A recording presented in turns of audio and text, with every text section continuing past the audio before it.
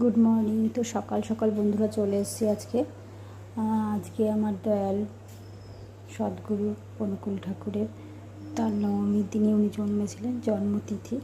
যাই হোক, তা আজকে নিরামিষই করেছি এই যে ধোকা, ডাল বেটে ধোকা। আগের দিন আপনাদেরকে শেয়ার করিনি। তো আজকে আপনারা দেখবেন শর্টে তাড়াতাড়ি করে পায়েস কীভাবে তৈরি করা যায়। দুধটাকে ভালো করে জাল দিয়ে দেবেন। এরপর দুধটা জাল হয়ে গেলে এই যে বাজার থেকে আমি সিমুইটা এনেছি, এটাকে আমি দিয়ে দেবো, পুরোটাই দিয়ে দেবো।